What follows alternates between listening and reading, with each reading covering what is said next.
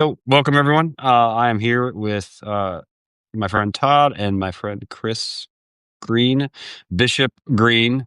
Both of you guys are in Oklahoma, where I hear it has snowed. It has, yeah. Chris, I was thinking about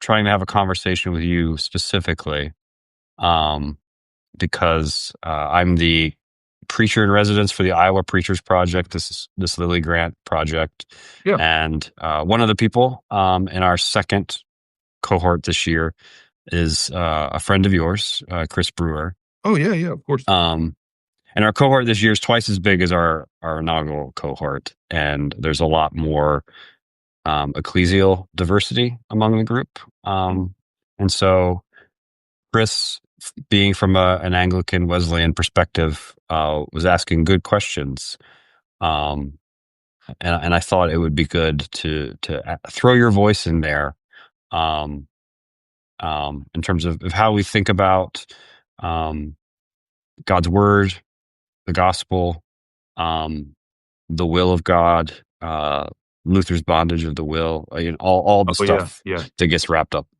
in all of that. And And so, yeah, I've been rereading Bonhoeffer's Ethics and rereading Charles Marsh's biography of Bonhoeffer, um, and and so I wanted to just to start with you unpacking for people how it is that Bonhoeffer, who is a Lutheran, nevertheless, particularly as he starts preaching in London, um, just kind of becomes very adamant that the will of God is both clear and pursuable. yes. Doable. Like, it's the will of God, and therefore it can be done, right? Hmm. It's one of Jensen's axioms that, what will be eschatologically can be experientially now. Mm. So the way he puts it is, what will be can be. And that, so when we're praying the Lord's Prayer, let your will be done on earth as it is in heaven, like, we're not blowing smoke. Mm. Hmm. We're actually asking God to make it so that this will happen in our lives, in the lives of the people around us, for the sake of the people around us in the world. And he's the one who taught us to pray that. So it's not, again, it's not smoke, it's not noise like that. And that's what I think Bonhoeffer recognizes. It's the Sermon on the Mount, the Lord's Prayer, that trains him in, Jesus said this is what we should want, and he wouldn't want us to want it if it weren't a gift he meant for us to receive, a way of life he meant us to live. So we can know the will of God, and we can do it. Can And you? this is the basis of all of his preaching and pastoral care, and his theology, for what it's worth. You know, whenever I hear the phrase "cheap grace" thrown around, it makes me convinced that the pastors using it haven't actually read much Bonhoeffer. So can we assume that people only know him as the guy who wrote Discipleship, and has this made for Hollywood tragic story? Can you kind of fill in for people his experience in the U.S., how the Sermon on the Mount becomes important to him, and then how that emerges in his writing and preaching when he Yes, I gets mean, back? you've mentioned the Marsh book already. People should read that for sure. They should look at Reggie Williams' book on Bonhoeffer and the Harlem Renaissance called Black Jesus. The There's a ton of good work around Bonhoeffer's life. I mean, there's a lot of bad work too. Bonhoeffer's one of those people who's too well known for our good. Hmm. Like, he's famous, and it's no fault of his own. But even in his own life, and shortly thereafter, he was something of a celebrity. But as happens to any celebrity, he gets cut down to size in that kind of exaggerated sense of importance, by the exaggeration of his importance.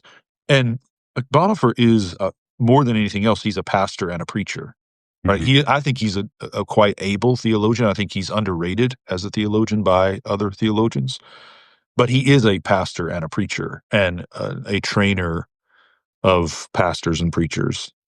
And he's here in the U.S. twice, and his experience specifically, he has the experience of kind of mainline Protestantism in New York and outlying areas. He traveled a lot anyway, and he traveled a lot while he was here.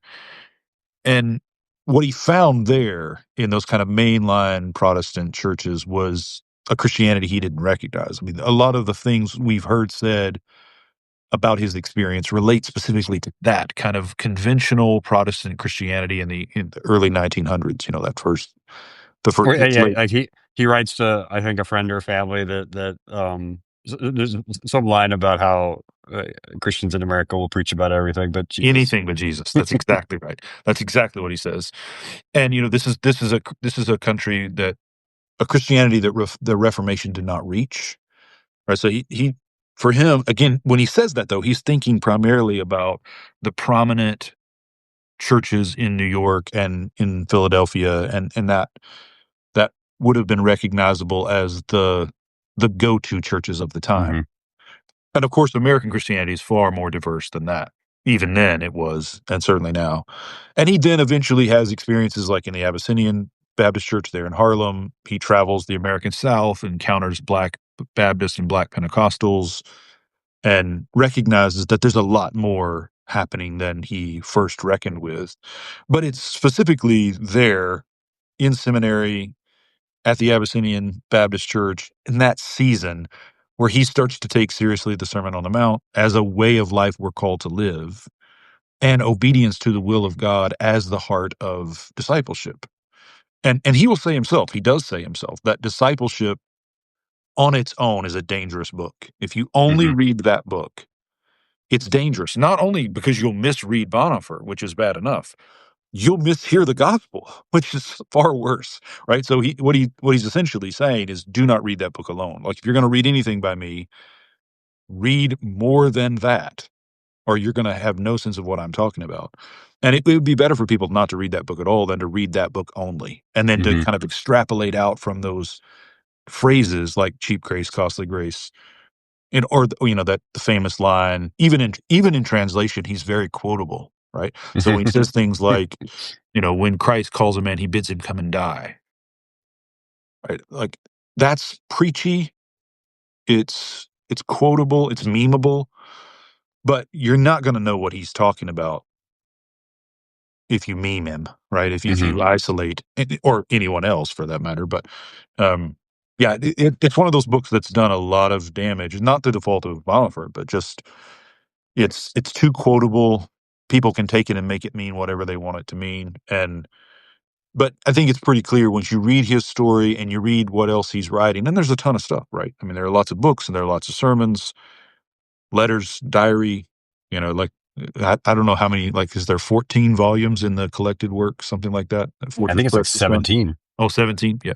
I mean, he's writing novels and poetry. I mean, there's plenty to read, more than we can imagine, perhaps. But what you get pretty quickly is a sense of, during his time there, specifically around those Black Baptists, he realizes, wait a minute, this is the heart of the life we're called to live. To hear Jesus' voice and to respond, to do what he says.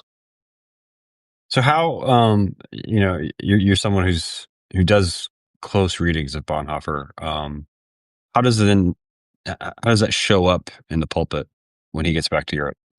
So, in a few ways, there's a astounding line. I think it's in the ethics, but I can't remember what section it's in. Yeah, it's in ethics, but I can't reference the section. But it'll be easy enough to find for people, where he says that God speaks now with the same concrete specificity as Yeah. when he spoke to Moses, Abraham, the prophets, or God does not speak at all. He speaks with that same concrete specificity to us, or he doesn't. He never spoke at all, right? So, like, God is not changed. He makes his will known. He makes himself heard, and then those who hear him are by that hearing, like, summoned to obey, summoned to make, Abraham, leave your father's house. Yeah, you actually sent me the quote. It's just as specifically as God spoke to Abraham and Jacob and Moses, and just as specifically as God spoke in Jesus Christ to the disciples and to the congregations through the apostles, so God speaks just as specifically to us, or God does not speak at all. Or God does not speak at all, right? So you hear that line, and you of course, if you're thinking, first of all, it's a shocking line. Why is it shocking? Like, we should stop and ask ourselves, how did we ever get into a place that we thought that wasn't true? Mm, mm, And what made us, what do we think the substitute is? Right? What are we doing if that's not what's happening? But then, of course, once we've thought about that, if we recover from thinking about that, we're going to have to ask, well, how does God do it? mhm, Right? I mean, I assume there are still angelic visitations, there's still prophetic inspirations. But what Bonhoeffer is convinced of is that the primary way, not the only way, but the primary way God does it is through preaching. That the the primary, and I'm looking for another word to add, not just primary, but the kind of centering way. Like, there are mhm. other ways, but they all come back to this, the Yeah. preaching of the scriptures that are given. So what you're going to have with Bonhoeffer is we have to preach the gospel. The gospel is that God has made himself known in Jesus Christ and draws us into the life of Christ so that we can live it with him. As we are preaching the gospel, we have to grapple with the assigned texts. What biblical texts are in front of us? So if that's Leviticus, or that's Numbers, or that's Psalms, or that's Romans, whatever text has been given to me to preach, I have to preach that text in a way that honors what that text is doing and brings out the gospel. And if I do that, the will of God will be known. Mm, What the people in the congregation need, what the congregation as a whole and people within the congregation need to know, they will know. And they will at least be positioned to begin the process of discerning what they need to discern in order to know. So he'll say, the preaching both leads to and returns to pastoral care. So if I'm preaching and you're not able to discern what God's will for you is from what has been preached, well, then that means there has to be confession of sin. There has to be pastoral conversation. There has to be perhaps extended period of discernment until you know. But the goal is to know. This is what God is asking. And Bonhoeffer's very insistent about this. God is not hiding his will. It is knowable, and we can know it. And if we don't know it, it's either because there's some sin that's blocking our knowing of it, or it's not yet time for us to know, and we need to let it come when it comes. But yeah, I mean, reading Bonhoeffer on these points for me, Jason, is kind of like, I have very little doubt that he's right. It seems to me very obvious that he's right. What what kind of always takes me back is how easy it is to shift into something else. mhm, mhm, And how much of the time we're living and talking and preaching and singing and praying as if God weren't still speaking, and as if God's will was something that was beside the point. mhm. Like, how does that happen? But it does happen. It happens to me all the time. Because I'm thinking specifically, right? The Lutheranism that Bonhoeffer would have been raised in, and certainly the Lutheranism that then capitulated to paganism, um, would have presented the will of God as something um, to elicit your repentance and to turn to Jesus primarily as forgiver.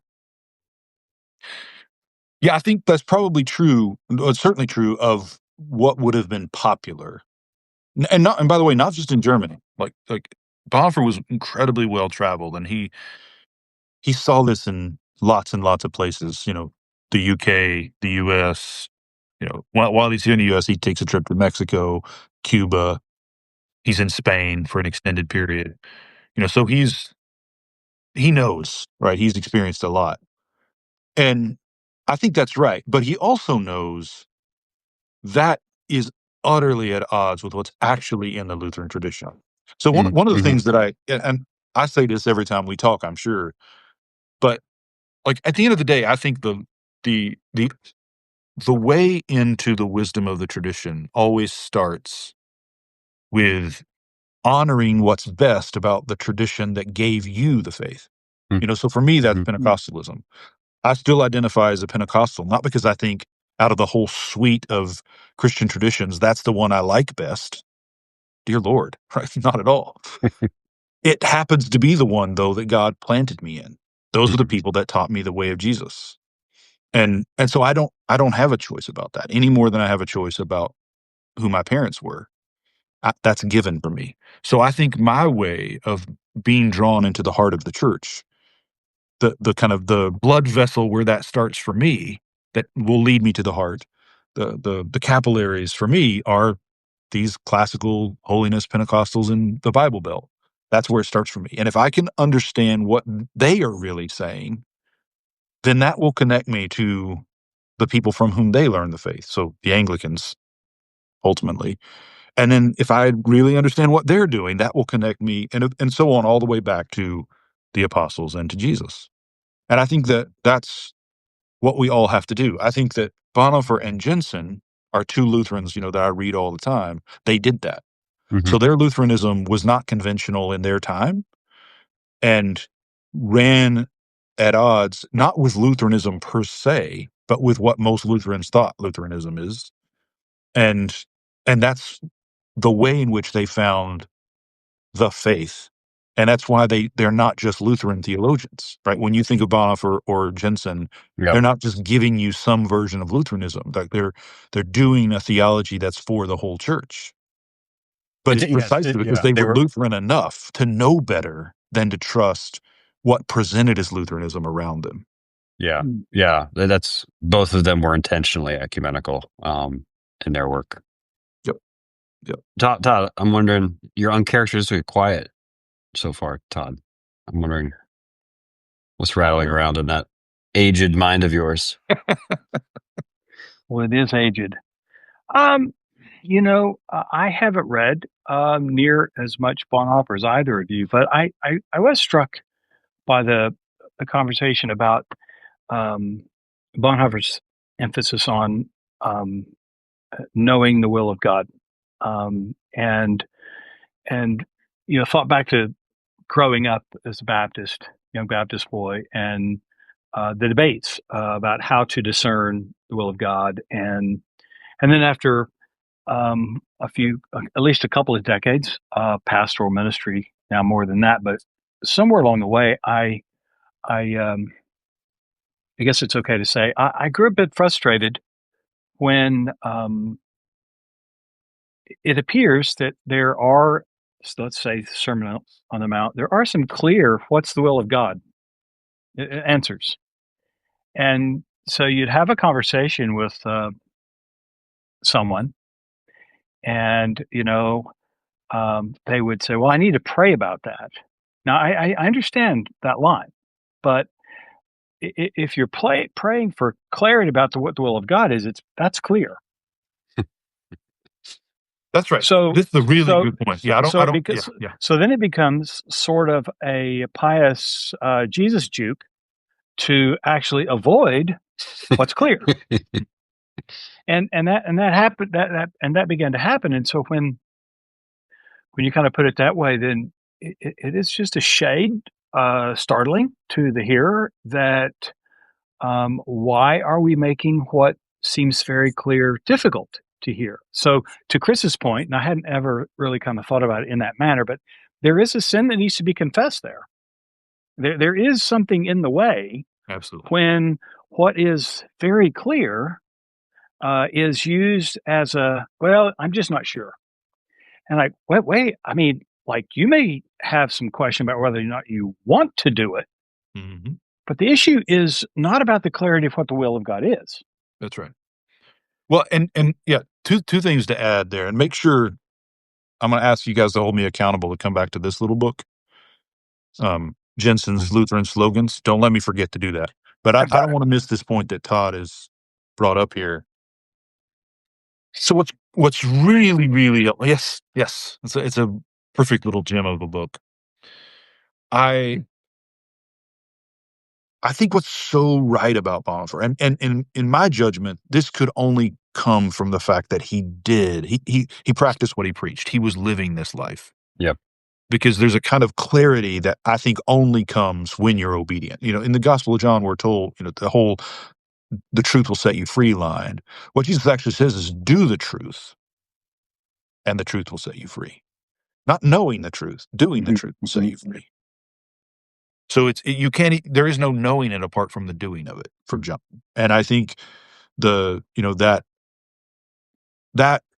is lost on us. That's one of the problems we have, is that we tend to think about the truth as something known, intellectually grasped, not something performed. Mm-hmm. And so talk about the will of God to us feels like something that comes after a very long process of thinking. And if that's our frame of mind, if that's our approach, we're going to trip ourselves up over and over again. But I want to say this about Bonhoeffer, and that I think it's so remarkable.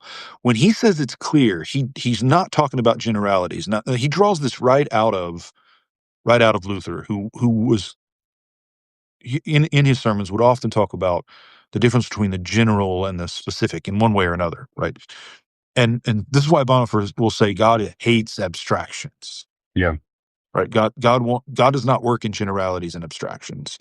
He works in concrete, specific moments with concrete, specific persons, and there's no in general. There's no kind of mere Christianity. There's your life with Christ in the relationships that bind you. So when Bonhoeffer says something like the will of God is clear, he doesn't mean something like Jesus tells us to forgive 70 times 7, therefore we know we have to forgive. Right? That's clear, but that's not what he means. Mm-hmm. What he means is, if there's someone in your life and my life, and there is, who has wronged us, the way, not only that I am to forgive them, but how I am to forgive them is clear. That the Lord has a will for how I'm to respond to, right now I'll think about, you know, a very quickly growing list of people that have wronged me that I'm upset with. The truth is, every single one of those people that just ran through my mind, I am to forgive them. And it's not only that is clear, how I am to do it is clear if I'm willing to hear it. Hmm. That's how specific Bonhoeffer is being. So when he's saying that the Lord speaks with specificity, he means that. Right? So not just that God gives general rules like turn the other cheek, go the extra mile, but specifically what turn the other cheek means for me in this relationship right now based on the way this person is treating me. It's that specific. And I think saying that out loud, every time I read it or hear someone reference it or reference it myself, I have that kind of shock again of that's obviously true. Why is it surprising? Mm-hmm. What in the world is going on Right. that makes Right. us think that's not Right. how it goes? Right. Right. I think, and that, Todd. So I think you're putting your finger, right on the nerve there. And I don't. I mean, I think we should emphasize the fact that I'm not in any way also suggesting a generality. No. There is a specificity, and when you are involved in pastoral ministry and you're helping people discern, or you're proclaiming the gospel, and you're making those pastoral connections, um, it's not that you're um, in the practice of proclamation, you're not sitting there thinking about that person on the fourth row on the east side and that particular thing for them, but you are presenting things in such a way that when you do talk about turning the other cheek, the room's full. That's right. And so when illustrations are provided or some examples given from the text available, then we're trusting the Spirit's going to help us hear those specifically. That's right. Yeah. In terms of Specifically. preaching it, yes, absolutely. I think what we need to be teaching people is this is the word the Lord has given me to preach. You should be listening specifically for what He's asking of you. Mm-hmm. If I'm going to illustrate it in the sermon, I think there are kind of two rules to use. Don't use people in my congregation Right. unless they Right. specifically, agreed to it. Right. And don't always use yourself. So Oh, I think right. there are times in which it's most appropriate to talk about how God has worked in your life. But this is specifically why I think the saints are the saints. Mm. Mm. And so and Jason's know this, I've talked about it with him ad nauseum, but this is why I try when I'm preaching to do to come to the pulpit, not only with whatever it is I feel like the Lord is wanting me to say, but with some sense of how the church has read these texts and some saint, at least one, who's lived this story that I can kind of point people to and say, if you don't know what I'm saying, if you're not hearing what I'm saying, look at this person's life. And like, I think that practice, and again, sometimes we can tell, your illustration can be what happened to you and your family. Probably you leave your wife and kids or husband and kids out of it, That's right. parents That's out of right. it. Right. But I think this is one of the reasons we need the saints. I was listening the other night, Jason, and you guys talking about Bulgakov and Mary and what you said about that's the saints are there to be imitated. That's what they're there for. That's why God has given them to us. And they're a And reminder we need this. that there is, like, if all of us collectively make up Christ's body, faithfulness can't look like just any one thing. No, That they're all different forms of faithfulness. absolutely right. And this is why Bonhoeffer is saying the will of God is never generally true. Right. Like the will of God. I'm even open to this. May be scandalous for some, but I think about. I was somebody had asked me a question yesterday, and in response, I sent them an article. Paul Griffiths talking about Edith Stein and Simone Weil, who are two Jewish women of basically the same period. Towering intellects. One of whom, and also Gillian Rose. So he's talking about these three women, all of whom are Jews. Stein, of course, converts, becomes a Christian, is martyred, uh, killed in Auschwitz or the Holocaust. Simone Weil starves to death and is never baptized. Gillian Rose has a kind of deathbed baptism conversion. So it's a kind of fascinating, and you might bring Eddie Hillesum in there as a kind of fourth figure. Mm-hmm. But when you look at those four women, let's say, and the work of God in their life, it seems clear to me God is at work in all of them. And one of them is led right into the heart of the church and becomes a saint and may eventually be a doctor of the church. And another, Simone Weil in particular, is, at least in her mind, told she can't be baptized, that the Lord won't let her. That, she's had this encounter with Jesus in which she says, he's ravished me, but she doesn't come into the church, at least not in the way we would recognize it. It's Mm-hmm. certainly not like Edith Stein does or Gillian Rose at the end of her life. And I think the specificity of God's will looks like that. Here are four, I think, saintly, prophetic, wise voices, women, but their stories are in no way the same. And that, and think of that line from C.S. Lewis, right? The will of God, the more fully we live into it, the greater diversity there is, not the Mm-hmm. opposite. We don't, by doing the will of God, we don't all collapse into uniformity and the Right. sameness. Right. So I have a quote here from Theological Underground. Do not hide your commandments from me. This is the prayer of the pilgrim in a foreign land. There is no doubt God has given his commandments for us to know, and we have no excuse, as if we did not know the will of God. God does not allow us to live in irresolvable conflict. He does not turn our lives into ethical tragedies. Rather, he lets us know his will, demands its fulfillment, and punishes disobedience. Things here are much easier. Things here are much easier than we like. Our distress is not that we do not know God's commandments, but that we don't do them.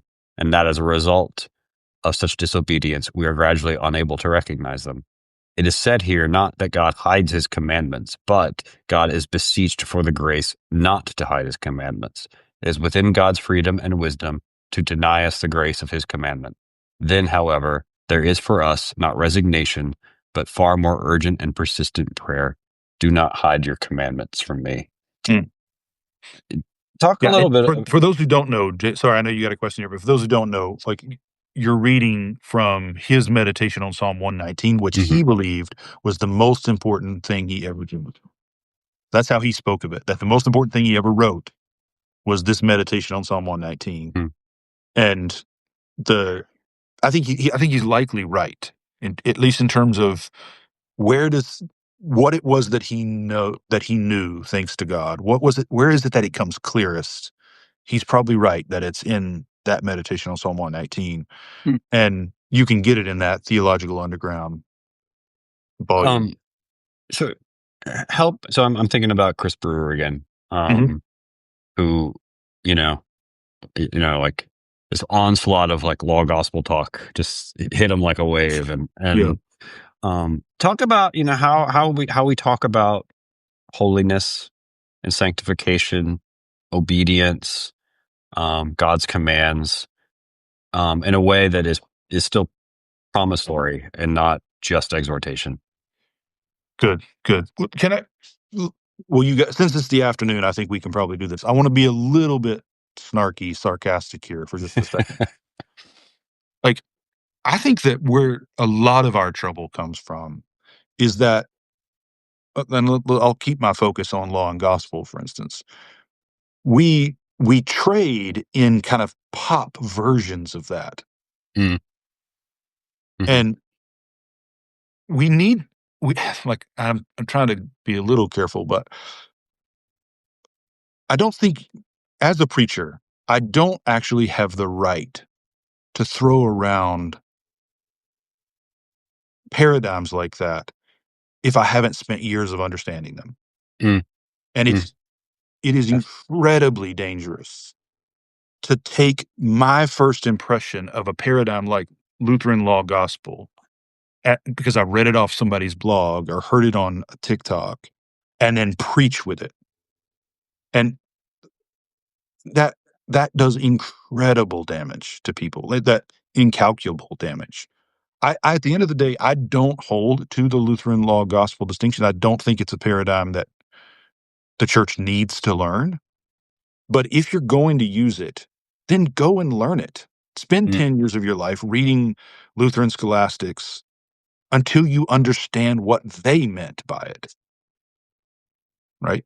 And with this little book we have in front of us, right? There's a chapter in here on the proper distinction of law and gospel. Well, Jensen can write that because first of all, he was a Lutheran. He did spend decades of his life reading Lutheran scholastics as well as Luther. He did know what it was about. And guess what? He doesn't think the whole church needs to learn it. mhm, So I'm trusting his read of that. But here's the thing that comes with that kind of discipline.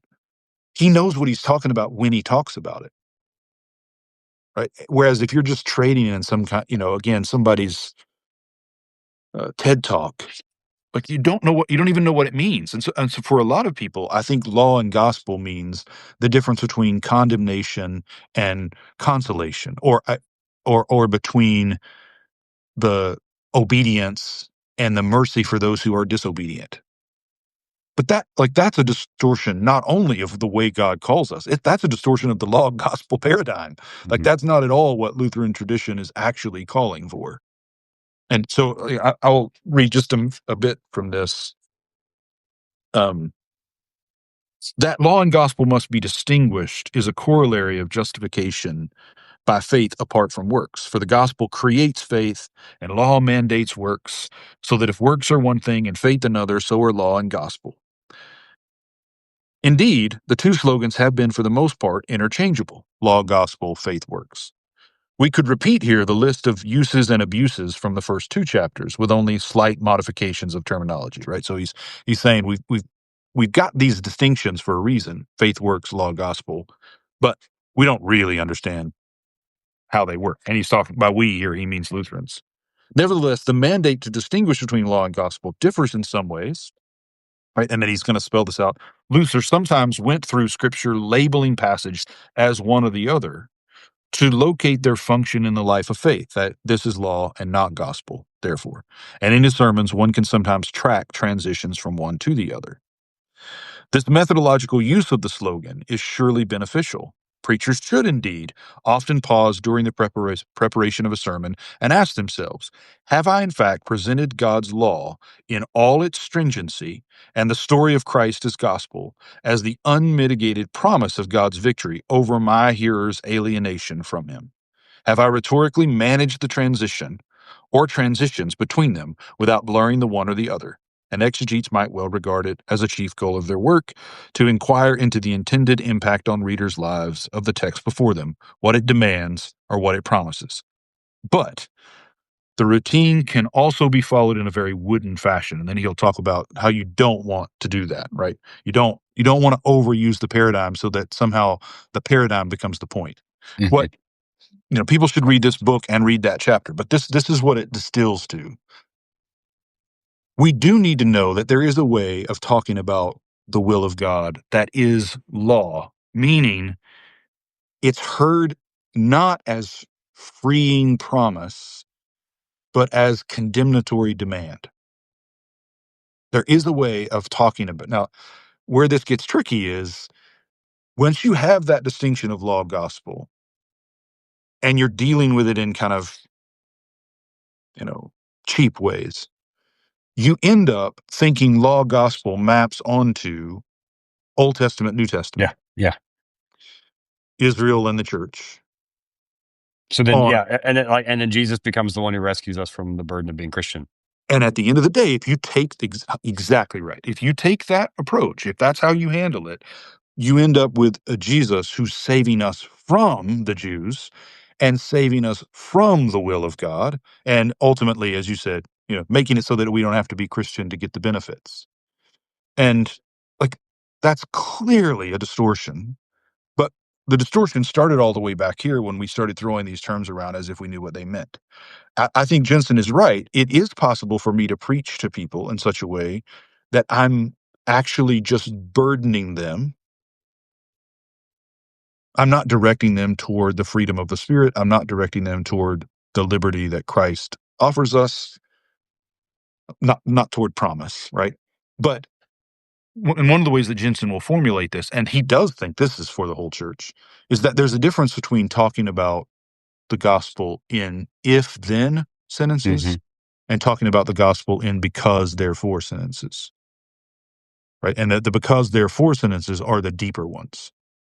Yeah. Because God is and has done this, therefore this is possible, right? Again, if it will be true, it can be true. That's what Bonhoeffer mentions that in discipleship, right? That when Jesus encounters the disciples, you know, the bridge in the other direction has been destroyed. Like they're in a new situation. Absolutely right. And so I think to me, law gospel is that language is more trouble than it's worth because of what people are going to associate with it. They're going to, in the same way that I think faith works language is more trouble than it's worth. Hmm. Mhm. But I think the idea that my preaching can be burdensome and grueling, and I mean, everyone who's ever heard me preach is nodding yes. It can leave people with a sense of how could I ever possibly do that? And then that's bad preaching. Hmm. And if you want to call that law, fine, call it whatever you want. It's bad preaching because it's not actually the word of the living God that sets people free to do the will of God. But what we cannot mean when we're talking about the difference between preaching that actually gets the gospel done and preaching that doesn't is that preaching the gospel means here's how God is going to get you out of having to obey. Like that's not what's being given. You're not being given a way of, how is it that Niebuhr puts it, a Christianity without the cross. Like Yeah. that's not on offer. And so I think for me, it's not at the end of the day, that Lutheran paradigm is just not worth the trouble it creates. But I think if you take it seriously on its own terms in the way that Bonhoeffer and Jensen does, you can see that there is benefit to it. Hmm. And it is arisen for a really good reason, which is it is possible for us to moralize. It is possible for us to give advice and to talk to people about what they should be doing as Brandon Manning would say, to should all over people in such a way that they feel incapacitated and ashamed by what they're hearing. Mm-hmm. And that's not good preaching. But I think that's we have to be careful how we counter that, and we don't counter it with. And this is actually what Bonhoeffer means by cheap grace. Yeah. Yeah. Yeah, Yeah. because cheap grace, as he means it, is the attempt to have Christ without the cross. Yeah. And one of the things I appreciate about Jensen is, you know, the doctrine of justification is not something to be preached. It's a rule for how we preach.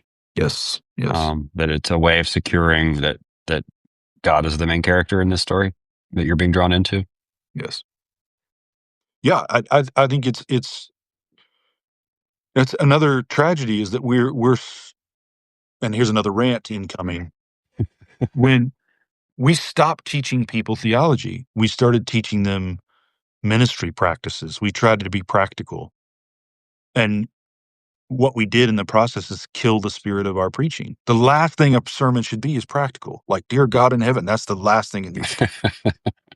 I mean, it shouldn't be a lecture either, but I'd rather it be a lecture than be practical. Because if it's practical, it will be burdensome. Mm. It's And moralizing yeah, advice. If it's practical, it's moralizing advice. You're Dave Ramsey telling me how to save more money. yeah. And if I want to watch Dave Ramsey, I'll do that on my own time. I don't come to the Eucharist to have somebody give me advice, and I don't come to give advice. Like, that's not what that's for.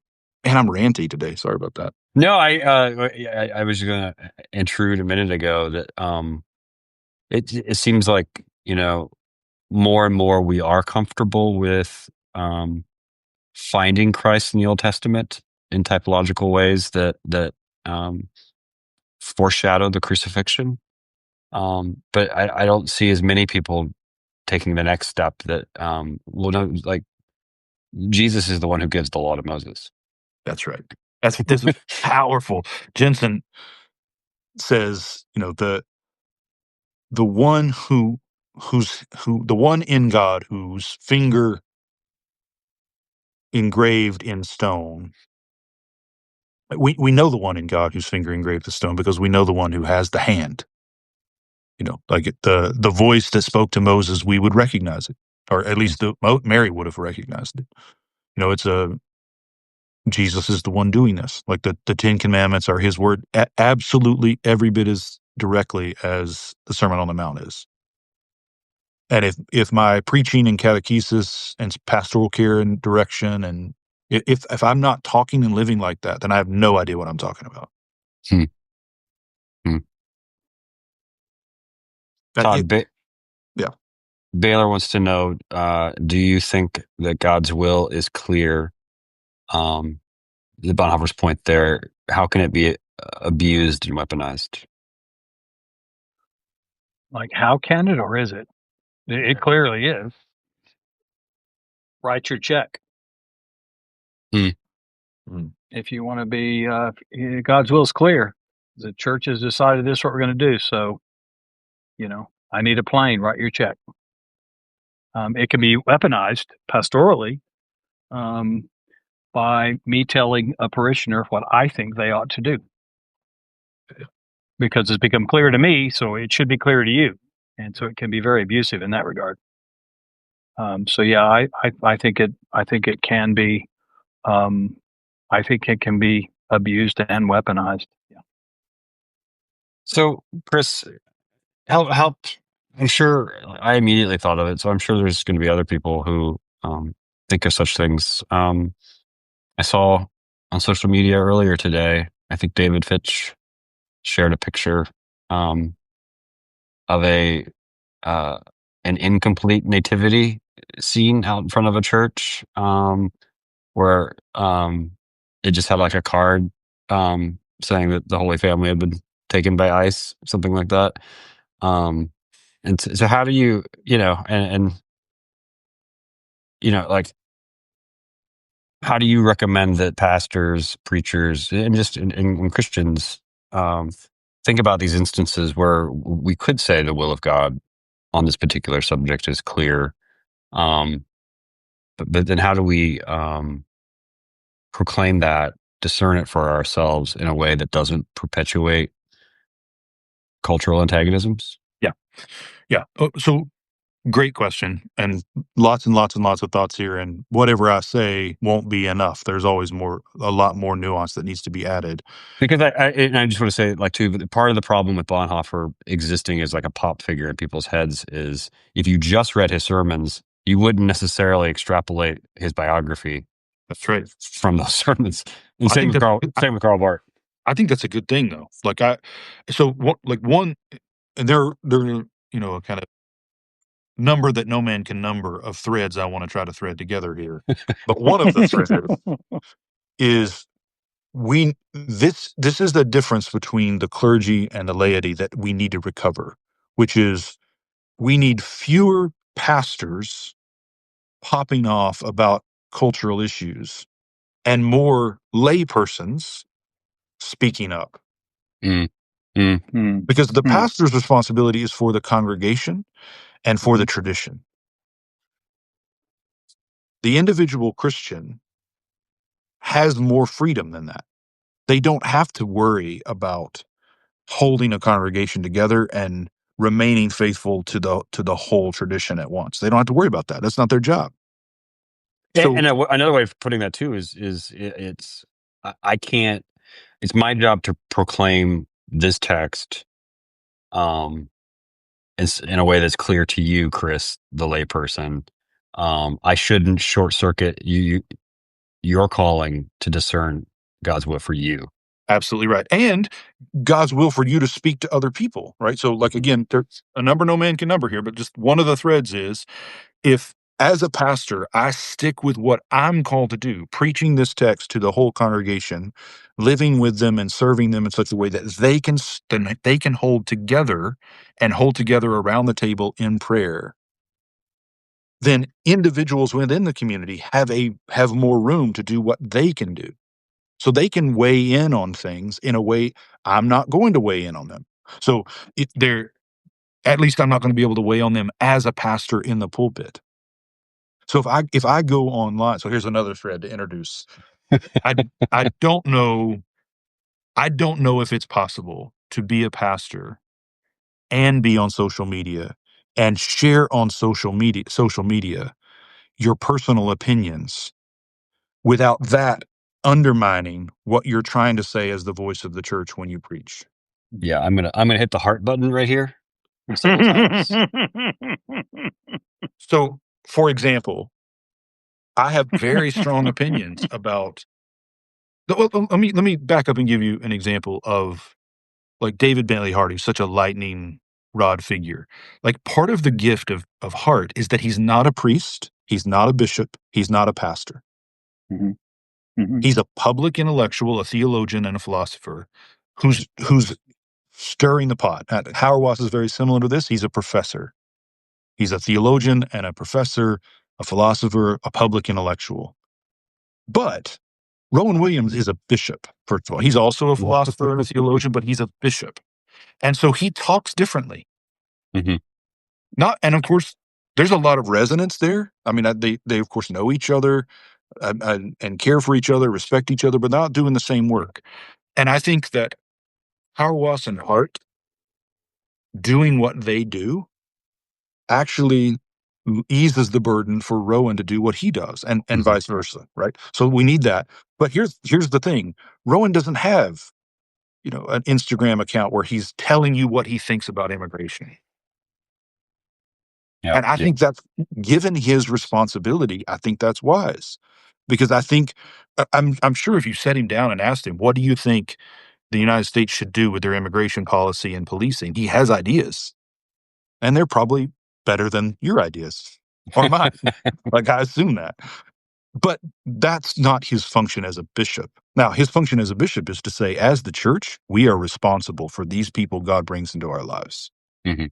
So I think that if I'm speaking as a preacher, I don't have anything to say about the political theory what I have to say is these people God brings in front of us, the real people who come into our real lives, that's not unclear what we are to do. And there are very quickly we get to the edge of what we do and don't understand, what we do and don't have control of. But we can never think about all of those theoretical questions clearly and rightly unless concretely I'm doing the will of God for the people that show up in my life. Hmm. And It, uh, it is like a good indication, right, of how these memes and algorithms prey upon us that I honestly don't believe there's any church in the United States that if they had, these migrant families in their congregation, like they wouldn't just, okay, go round them up. Um, absolutely right. And like, in experience, like I've experienced this over and over again in real life.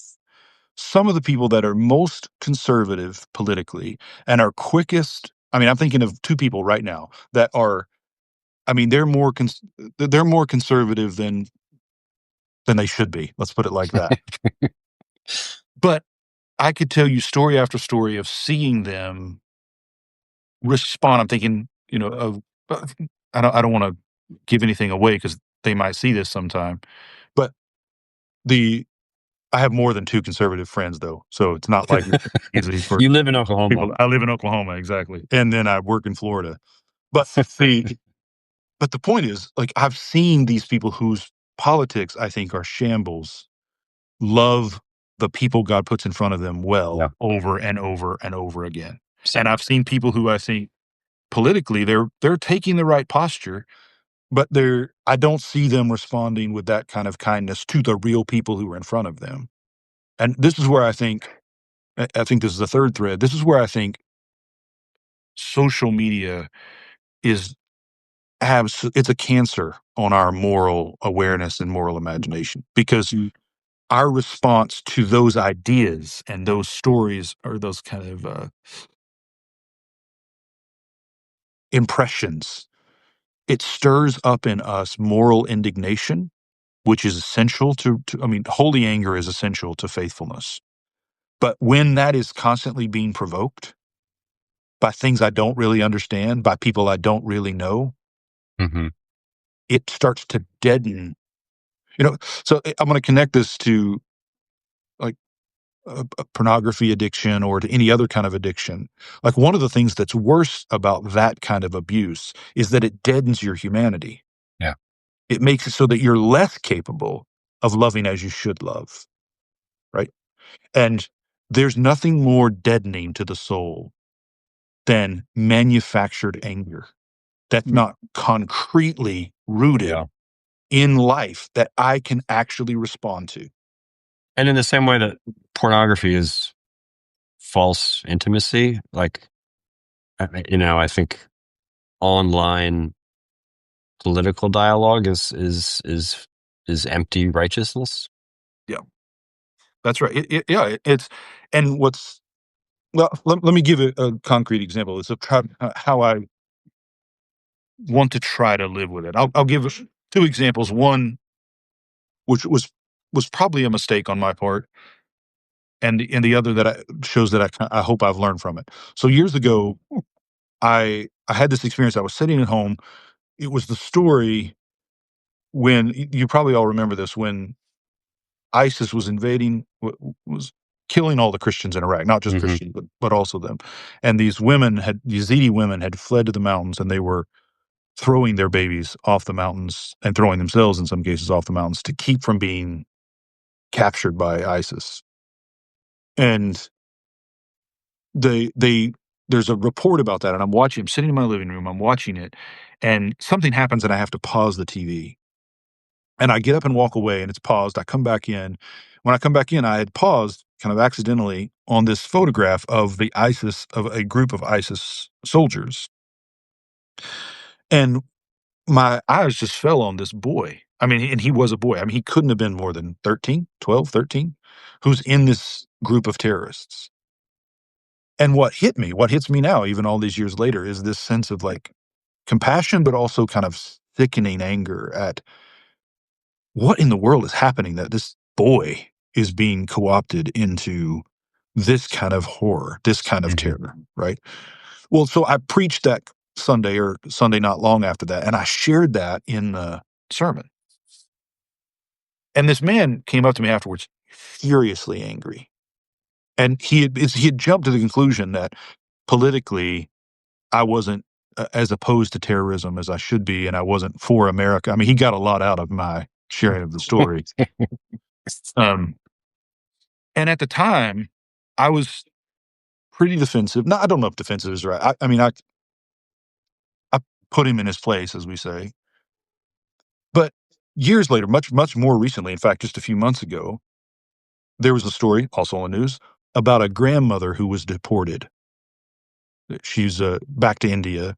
She's been here was here all of her life. A grandmother who gets deported back to India, and I haven't shared that with anyone until right now. But I've asked. I took a picture of her.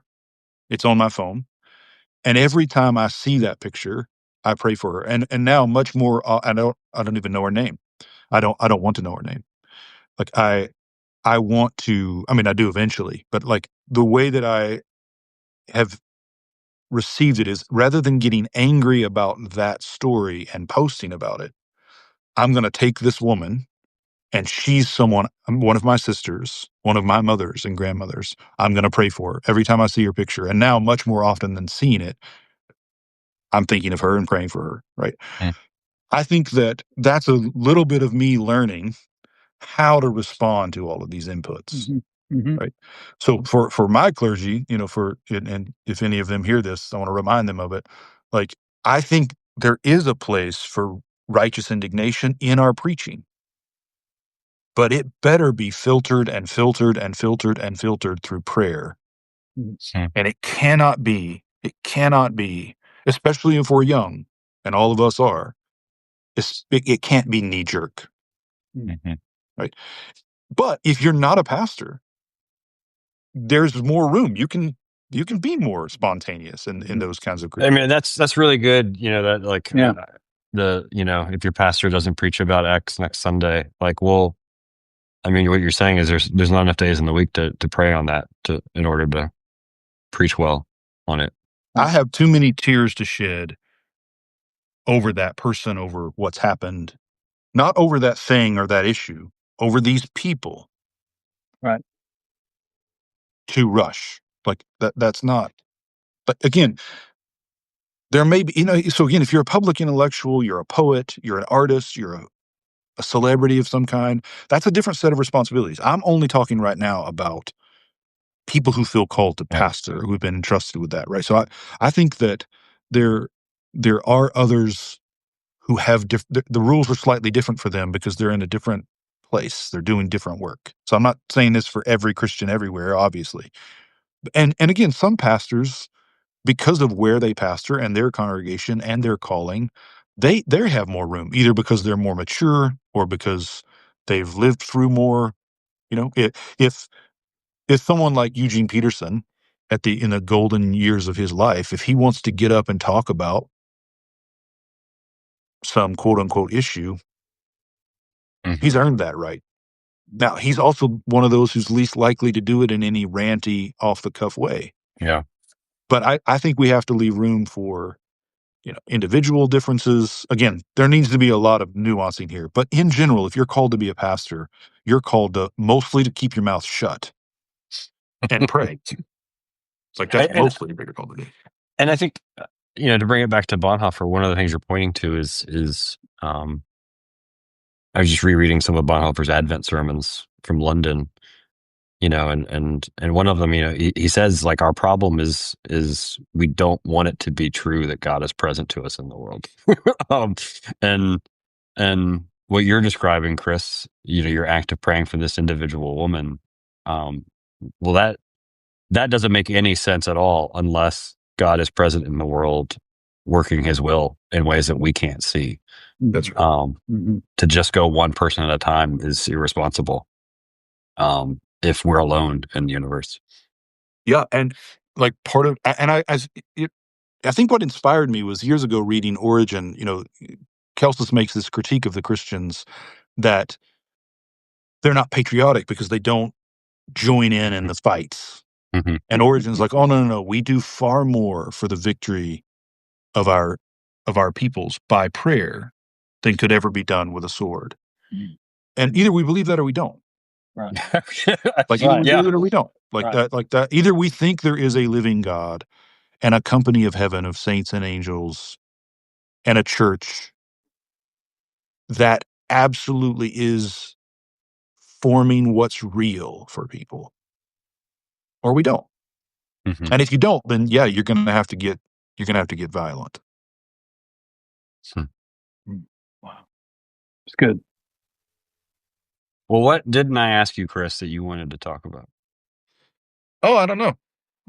That's a dangerous thing to ask me, Jason. I hope people will track down the Psalm 119 meditation and grab this little book by Jensen. If they're interested in these questions, they need to read that. Yeah, I Good. can. I'll post this excerpt from it. When I have the video And posts. I can feel like on the other side of all that rant energy that I had, this is why I was saying like all kinds of nuances have to be layered in here and added in. So let me say, I think like as a pastor, and in my case also as a bishop, like I don't want what I'm saying online in a conversation with you to create a distortion unnecessarily, right? Or a distortion not of what we're called to. So I think if anyone's kind of incensed by it, what I've said here, do this. Take a year, pray about it, like discern the will of God, what God is asking of you, and then in a year or so, reach out to me and let's talk about it. And like I'm open to that. Like I'm not trying to be right about it all, but this is not my idea. Like I think this is the oldest wisdom there is in the church. Like being faithful to God is a lot about stomaching what's happening, suffering what's happening prayerfully over a long haul. Just yesterday, we were in our study of Corinthians, and Cherith V. Nordling shared from her dad, Gordon Fee's meditations on Paul's ethics, 1 Corinthians 13, astounding passage Gordon did on 1 Corinthians 13, reflecting on what he had learned over the years of his life, teaching it and writing about it, and specifically writing the Corinthian commentary. And one of the things he points to is, the kind of standard translation now that love is patient. Like he's like, this completely misses the point of what Paul is saying. He says we're much closer if we think of it as love suffering long, which is what the King James has. He's like, but the key point is that love does something. Love is doing love.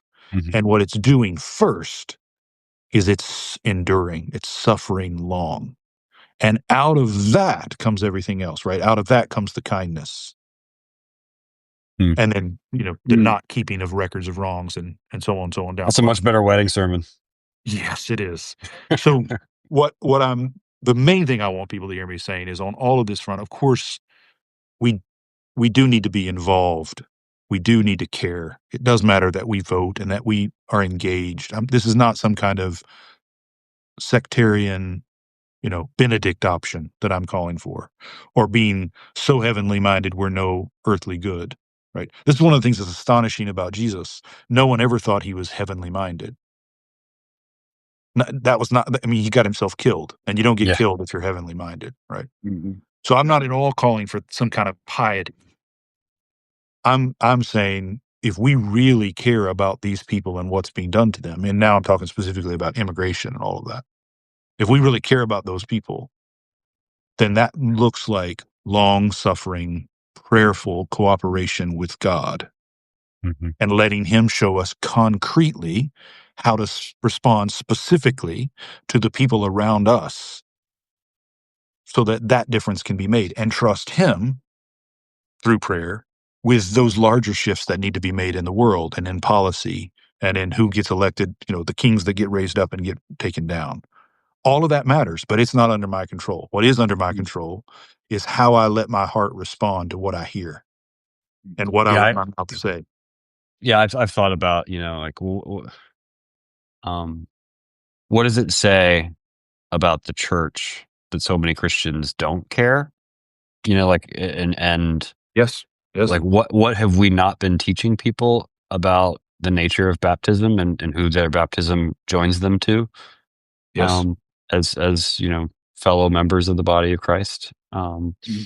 And I mean, Marilyn Robinson said something when I was with her a few weeks ago at the conference in Michigan, the doxology conference, and she said, "Listen, there are some things," and she mentioned immigration as one. She's like treating migrant, immigrant, refugee, quote unquote illegals inhumanly. Like, I don't have room for that. That is a sin, and I think she's right. I think yeah, saying that is right. Treating any person under any circumstances inhumanly, whether they're a prisoner, a terrorist, someone who's being subjected to torture, a prisoner of war, an inmate, an immigrant, illegal or whatever, like treating someone inhumanely is sin. Christians can't do it.